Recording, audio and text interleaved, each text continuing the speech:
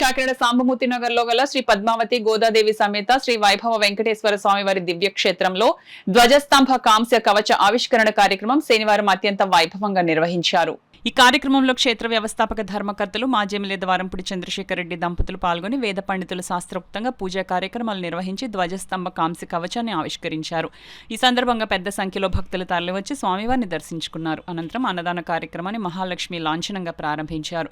నాయకులు జొన్నాడు చిన్నబాబు పర్యవేక్షణలో భక్తులకు ఎటువంటి అసౌకర్యం కలగకుండా ప్రత్యేక ఏర్పాట్లు చేశారు. ఈ కార్యక్రమంలో నగర ప్రముఖులు, ఆలయ కమిటీ సభ్యులు పాల్గొన్నారు. కొంగు బంగారం కలిగినటువంటి స్వామి ఆయన కోరికలు తీర్చిన తిరుపతిని తలపించే విధంగా ఆ స్వామివారి విగ్రహం 5 అడుగుల 3 అంగుళాలు అంటే పీఠంతో కలిపి 8 అడుగుల హైట్ ఉన్నటువంటి విగ్రహం ఈ చుట్టుపక్కల ఎక్కడ లేదో మనం చెప్పడం శక్తి లేదు.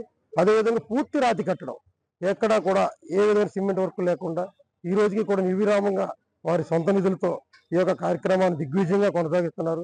ఇదే కాకుండా అర్చకులకు కూడా సొంతంగా ఒక క్వార్టర్స్ నిర్మించి ఇదొక ఆధ్యాత్మిక కేంద్రంగా ఉండాలని వారు మనస్ఫూర్తిగా కోరుకుంటూ మా అందరికీ అవకాశాన్ని ఇచ్చి ఇక్కడ సేవ చేస్తున్న భాగ్యాన్ని కలిగించినటువంటి ఆ దంపతులిద్దరికీ కూడా మేము మా కమిటీ వారందరూ కూడా రుణపడి ఉంటామని, కమిటీ వారందరూ కూడా ఎల్లవేళలా ఆయనకి ఆశీస్సులు ఉండాలని, ఆ స్వామివారి యొక్క అనుగ్రహం ఆ కుటుంబానికి ఉండాలని మనసారా కోరుకుంటూ ఇక్కడికి విచ్చేసినటువంటి ఈ భక్తులందరికీ, అత్యంత మహారథులు, పార్టీలకు అతీతంగా వచ్చినటువంటి నాయకులకు అందరికీ కూడా మా ఉదయపూర్వక మనస్ఫూర్తిగా వారికి ధన్యవాదాలు తెలియజేసుకుంటూ ఇంత మహద్భాగ్యాన్ని కలిగించినటువంటి చంద్రశేఖర్ రెడ్డి మహాలక్ష్మి దంపతులకు ఆ జన్మంతా రుణపడి ఉంటానని, ఈ ఆలయాన్ని కట్టించే బాధ్యత నాకు అప్పగించి పూర్తి నిర్మాణ పర్యవేక్షణ నాకు అప్పగించినందుకు నేను, నా కుటుంబం ఎల్లవేళ వారికి రుణపడి ఉంటామని, అదేవిధంగా నాకు వెన్నటి నడిచినటువంటి వారి మిత్ర బృందాలందరినీ కూడా అభినందిస్తూ ఈ స్వామివారి సేవలో కొంతకాలం కొనసాగాలని కోరుకుంటూ ఓం నమో వెంకటేశాయ, ఓం నమో వెంకటేశాయ.